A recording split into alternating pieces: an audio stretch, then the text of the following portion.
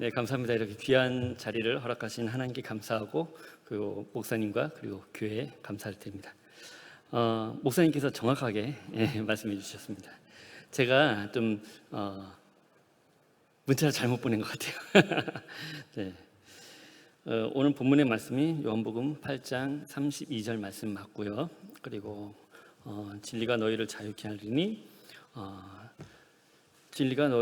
진리를 알지니 진리가 너희를 자유케 하리라라는 말씀입니다. 저는 요즘 매우 행복합니다. 왜냐하면요, 복음 때문에 그렇습니다. 여러분, 무슨 일이 있거나 그러면 무슨 일이 있지 않더라도 이제 사람들하고 만나서 얘기하다 보면 했던 말 또 하고 했던 말 또 하고 그런 적 있죠? 네, 그렇습니다. 제가 그렇습니다. 그리고 오늘도 그럴 겁니다. 그래서 오늘 복음에 대해서 좀 같이 좀 나누려고 그래요. 오늘 말씀 듣고 또 듣고 들어도 은혜가 되는 말씀을 나누려고 하는데, 이 말씀은 몇 번이고 들었던 말씀이겠지만 질리지 않는, 그리고 새롭고 은혜가 있기에 오늘 복음에 대한 말씀을 좀 나누려고 합니다. 여러분, 제가 이런 일이 있었어요. 오늘 또 귀한 성찬날이에요. 성찬을 드리는데 죄를 지으면, 죄가 있으면 성찬을 받지 말라고 하잖아요. 그때 제가 이런 생각을 했어요.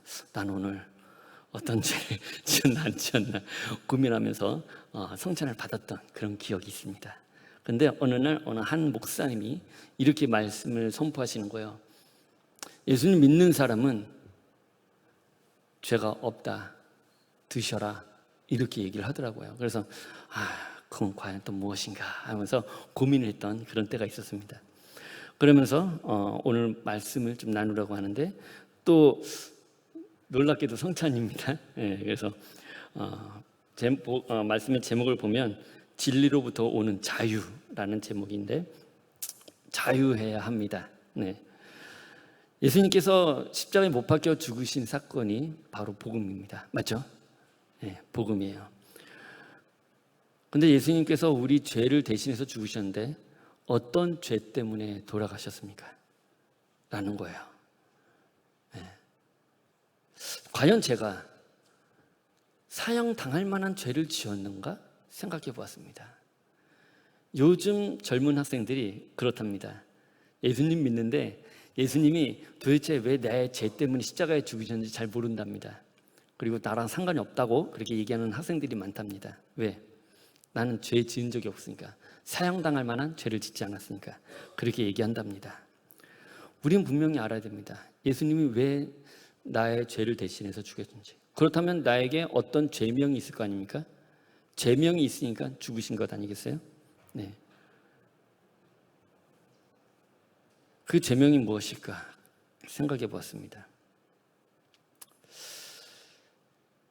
사람들은 이야기합니다. 마지막 날에는 분명히 우리에게 심판이 있다라고 말합니다. 네. 심판이 있다. 믿는 사람이든지 믿지 않는 사람이든지 마지막 날엔 심판이 있다고 얘기해요. 그리고 그때 지옥과 천국이 나눠진다고 합니다. 그런데 그 마지막 날에 심판이 있다는 걸 믿는다는 것은 분명히 저 믿는 우리뿐만 아니라 믿지 않는 사람들도 분명히 그런 이야기들을 하는데, 그 법이 있다는 거예요. 심판을 받는 법. 그 법이 무엇인가라는 거죠. 대한민국 법입니까? 마지막 날에 심판받는 그 법이 대한민국 법일까요? 아니면 인도네시아 법일까요? 네. 네. 어느 나라, 이 땅에 존재하는 어떤 나라의 법도 아니에요. 네. 사람이 만든 법으로 심판받지 않는다는 거예요. 마지막 날엔. 마지막 날엔 어떤 법으로 심판을 받느냐? 바로 하나님의 법, 하늘의 법에 의해서 심판받는 겁니다. 하나님의 법은 명확하게 명시되어 있습니다. 어디에 명시되어 있습니까? 십계명이 명시되었어요. 찬송가 맨 뒤에 보면요, 십계명이 있어요. 이 법에 의해서, 율법에 대해서 우리는 심판을 받습니다. 믿는 자, 믿지 않는 자. 네. 근데 이 중 하나만 지키지 못해도 모두를 지키지 못한 것이라고 얘기합니다. 네. 야고보서 2장 10절에서 11절 말씀에 이렇게 말씀하고 있어요. 누구든지 온 율법을 지키다가 그 하나를 범하면 모두 범한 자가 되나니 간음하지 말라 하신 이가 또한 살인하지 말라 하셨음은 즉 내가 비록 간음하지 아니하였어도 살인하면 율법을 범한 자가 되느니라 라고 말씀하고 있는 거예요. 그러니까 내가 잠깐 누구를 미워했다면 그 미워한 그 마음조차도 벌써 이미 살인한 자가 되었다는 거예요. 다시 말하면 결코 자유롭지 못하다는 겁니다. 그래서 법에 의해 어떻게 되는 겁니까? 사망에 이르는 것입니다. 로마서 5장 12절 말씀에 이렇게 말씀해요. 그러므로 한 사람으로 말미암아 죄가 세상에 들어오고 죄로 말미암아 사망이 들어왔나니 이와 같이 모든 사람이 죄를 지었으므로 사망이 모든 사람에게 이르렀느니라. 다 죽는다는 거죠. 고린도전서 15장 55절 56절 말씀에서도 이렇게 말씀해요. 사망아 너의 승리가 어디 있느냐? 사망아 너가 쏘는 것이 어디 있느냐? 땜박 한다는 거, 팡 이렇게. 사망이 쏘는 것은 죄요. 죄의 권능은 율법이라 라고 말씀하고 있어요. 그럼 율법이 나쁜 겁니까? 아니요. 율법은 선한 거예요. 이 법에서부터 우리가 자유한 자가 있습니까? 이 율법으로부터 자유한 자가 있습니까? 아무도 없어요. 성경에 자기는 다 지켰다고 자랑하던 부자 청년이 있습니다. 결국 그 청년도 어떻게 됩니까? 자기가 가지고 있는 재산이 물질이 너무 많아서 근심하고 돌아갔다라고 얘기합니다. 결국은 그 청년도 자유롭지 못한 거예요.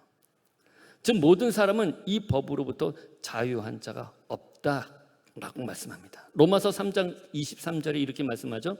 모든 사람이 죄를 범하였음에 하나님의 영광에 이르지 못하더니 다 죄인이죠. 갈라디아서 3장 11절에도 이렇게 말씀합니다. 또 하나님 앞에서 아무 율법으로 말미암아 의롭게 할 것이 무렵게 되지 못할 것이 분명하니 이는 의인은 믿음으로 살리라 하였습니다. 자유롭지 못하다는 거예요. 그리고 죄의 힘은 어디에 있습니까? 죄의 파워는, 죄가 가지고 있는 파워는 바로 율법에 있다라고 말씀하고 있어요.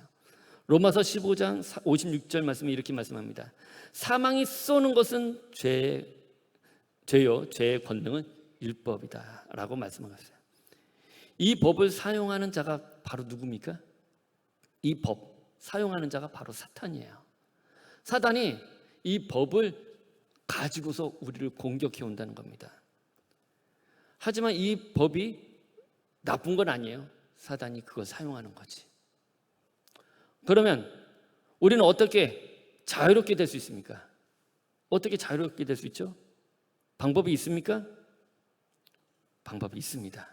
그게 바로 무엇이냐면 오늘 본문에서 말씀하고 있는 바로 진리를 아는 것입니다. 정확하게 말하면 진리를 믿는 것입니다. 진리는 바로 복음입니다. 복음은 바로 예수님이십니다. 우리를 위해 어떤 사역을 하신 예수님을 믿는 것입니까? 예수님께서 우리를 위해서 어떤 사역을 하셨습니까? 사단이 우리를 계속해서 공격해 옵니다. 그때 예수님께서 이 땅에 오신 거예요. 제가 오토바이를 훔쳤어요. 안 훔쳤습니다. 안 훔쳤는데 훔쳤다고 얘기하는 거예요. 또 오토바이를 훔쳤어요. 그럼 어떻게 됩니까? 감옥에 가야겠죠. 그죠? 감옥에 갔다가 1년이든 2년이든 살다 나와야 돼요. 근데 제가 감옥에 갔다가 1년 후에 나왔어요. 다 지내고 왔어요. 근데 그 오토바이 주인이 저한테 와서 멱살 잡고 막 얘기하는 거예요. 이 도둑놈아 오토바이 내놔 하고 되게 얘기해요. 그럼 저는 네 죄송해요 오토바이 갖다 드릴게요. 그렇게 얘기해야 됩니까? 아니죠. 저는 이미 죄 값을 다 치렀기 때문에 그 주인한테 얘기할 수 있어요. 야 나는 감옥에서 져야 할 그 법을 다 지키고 나왔어 라고 얘기하는 거예요. 자유로운 겁니다. 그 오토바이 주인으로부터. 마찬가지예요. 이 법 때문에 우린 다 죽어요. 사망, 죽어야 됩니다. 죽어야 자유로워집니다. 그런데요, 죽으면 다 끝나잖아요. 내가 없는데 뭘 어떻게 자유로워져요? 그죠? 그래서 예수님이 오신 거예요. 예수님이 오셔서 죽으신 거예요. 어떤 법으로? 내가 죽어야 사망의 법으로. 율법의 그 법에 의해서 죽으신 거예요. 그래서 그 율법의 효력이 끝난 거야. 우리에게는, 믿는 자에게는. 믿지 않는 자는 여전히 율법에 의해 심판받습니다. 이제 자유로워진 거예요. 사단이 지금 공격합니다. 여러분들에게 성찬 앞에서. 또 죄 지었지. 오늘 아침에 싸고 나왔잖아. 기분 나빴잖아. 먹으면 안 되지, 참여하면 안 되지 라고 공격할 것입니다. 그러나 여러분 자유하십시오. 예수 그리스도께서 십자가에 죽으심으로, 피 흘리심으로 다 끊으신 거예요. 내가 죽어야 끝나는 법을 예수님께서 대신해서 죽으신 겁니다. 히브리서 9장 22절에 이렇게 말씀합니다. 율법을 따라 거의 모든 물건이 피로써 정결하게 되나니 피 흘림이 없은즉 사함이 없느니라. 갈라디아서 3장 23절에 믿음이 오기 전에 우리는 율법 아래 매인바 되고 계시될 믿음의 때까지 갇혔느니라. 갈라디아서 4장 4절 5절 말씀에 때가 참에 하나님이 그 아들을 보내사 여자에게서 나게 하시고 율법 아래 나게 하신 것은 율법 아래 있는 자들 속량하시고 우리로 아들의 명분을 얻게 하려 하심이라. 아멘. 히브리서 10장 1절 말씀입니다. 율법은 장차 올 좋은 일의 그림자일 뿐이요 참 형상이 아니므로 해마다 늘 드리는 같은 제사로는 나오는 자들은 언제나 온전하게 할 수 없느니라. 10절 그 이 뜻을 따라 예수 그리스도의 몸을 단번에 들이심으로 말미암아 우리가 거룩함을 얻었노라. 아멘. 법의 효력을 없게 하신 것이 바로 누굽니까? 예수님께서 하신 일입니다. 이것을 믿는 것입니다. 이것이 바로 십자가의 죽으심입니다. 이것이 복음이고 이것을 믿는 것입니다. 이것이 진리이고 진리를 믿을 때 자유한 자가 되는 것입니다. 이것은 은혜이고 선물입니다. 저는 보지 않고 잘 믿지 않습니다. 제가 예수를 믿고 신앙생활 한다는 건 놀라운 기적 같은 사건입니다. 하나님의 선물이에요. 은혜예요. 그래서 우리는 어떻게 됩니까?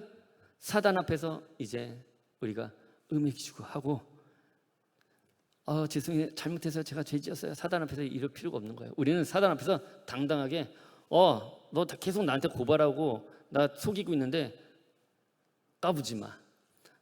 예수님께서 나의 죄를 해결하셨어.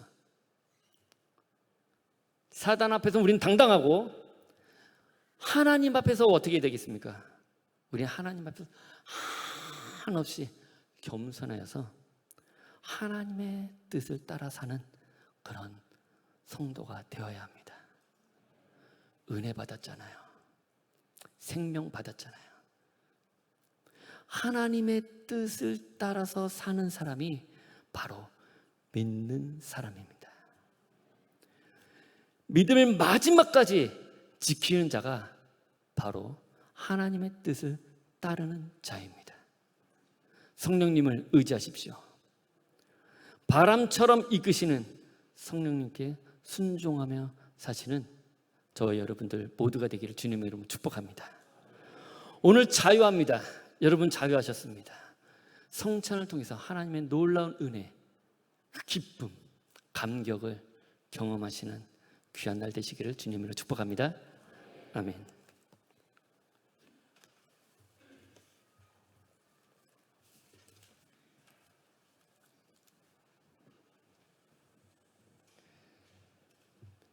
우리 함께 은혜 받은 말씀을 기억하면서